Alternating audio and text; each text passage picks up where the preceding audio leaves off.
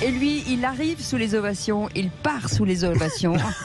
Car il est libre. Il arrive tard. Je pensais passer dans l'émission de. On vous a trouvé un Brigitte créneau. On vous a trouvé un créneau. Elisabeth Lévy n'est pas là, alors on en profite. On Voilà. met juste après le journal de 8h dans la lumière. Mais l'avantage, c'est que vous avez de maintenant jusqu'à 10h. Faites ce que vous voulez maintenant.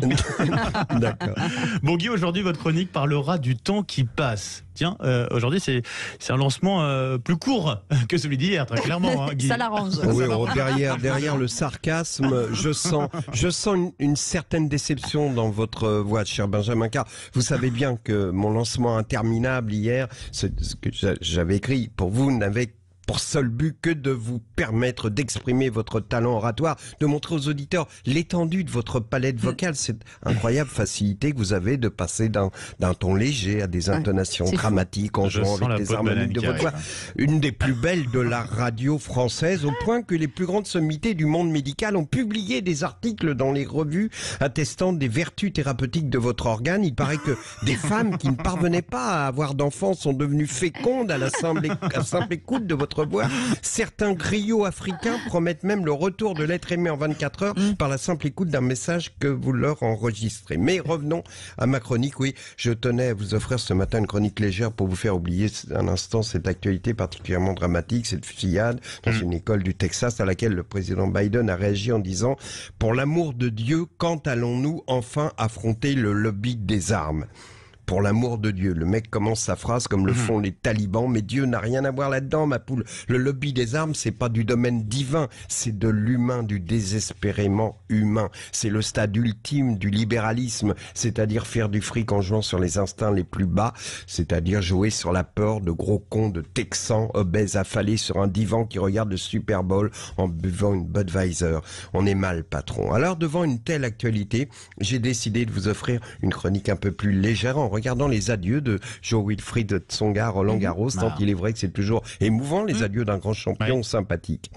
Sympathique, c'est sûr. Grand champion, c'est peut-être excessif. Tsonga n'a jamais gagné de tournoi du Grand Chelem, mais enfin, on retiendra ces pubs Kinder Bueno. Et là, effectivement, en comparaison, il jouait beaucoup plus mal la comédie qu'il jouait au tennis. Et puis surtout, la danse des pouces, je ne sais pas si vous vous souvenez, là aussi, du point de vue chorégraphique, c'était assez terrifiant, mais au moins, ça fait 3 ans qu'il n'a pas eu l'occasion de la faire, puisqu'il la faisait quand il gagnait. Donc j'ai vu la cérémonie à la fin de son match à Roland-Garros. Bon, il a perdu comme d'habitude. Il se sentait bien, mais il a eu mal à l'épaule. Les commentateurs de France Télé ont aligné évidemment les lieux communs dégoulinants d'émotions. Ils en ont fait des tonnes et ils ont dit notamment Tsonga fait partie du patrimoine sportif de la France. Alors, je voudrais pas casser l'ambiance. Je ne sais pas si Tsonga fait partie du patrimoine de la France. Ce qui est sûr, c'est que le patrimoine de Tsonga, lui, il n'est pas en France, mais à Genève. Et c'est émouvant de voir rouler en Porsche Cayenne Tsonga sur les routes payées par les impôts, par vos impôts. Oui, je sais, cette phrase est totalement démago, mais que voulez-vous? Un champion de tennis qui pose la main sur le cœur pendant la Marseillaise comme s'il était prêt à mourir pour la France alors qu'il n'est pas prêt à y vivre parce qu'il faut payer des impôts, ça m'énerve. Alors je préfère vous parler de Michel Drucker qui lui n'est pas prêt de partir en retraite.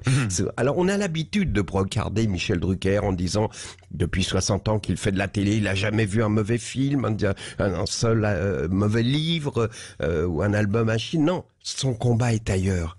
Cet homme combat le temps qui passe. Et le combat de Michel Drucker contre la vieillesse et la mort est fascinant. Il est même shakespearien parce que c'est une espèce de quête de l'immortalité. On devine là que la direction de France Télévisions prend des gants. Alors, ils y vont tout doucement. Ils ont déplacé son émission dominicale sur la 3. C'est évidemment une relégation. On imagine que Drucker est dévasté. Mais il a une espèce de politesse du désespoir et il dit « Je suis heureux d'aller sur France 3, comme ça je serai plus proche des régions. » Mais il s'en fout des régions, il s'en fout totalement. Il a annoncé également qu'il allait avoir une émission pendant les JO de 2024. Il aura 81 ans. Il y avait le club des 27, vous savez, ceux qui sont morts à 27 ans, Jim Morrison, Hendrix, Janis Joplin, Amy Winehouse, etc. Eh bien, Drucker, lui, il est parti pour atteindre le club des 97, avec notamment la reine d'Angleterre. Enfin, finalement, il y a quelque chose d'admirable et de bouleversant dans ce combat de Michel Drucker. Et je dirais qu'il y a beaucoup plus d'émotion dans ce combat pathétique contre le temps qui passe que dans les adieux frelatés de Jo-Wilfried Tsonga. Merci beaucoup, Guy Carlier. Pour cet hommage à Benjamin Glaise. Il était bien aussi à la place d'Elisabeth Lévy. On la retrouvera demain, Elisabeth Lévy. Et puis, on vous remettra sur votre créneau de 7h50, Guy Carlier. Ça vous va ou pas? Je vous en remercie. Voilà.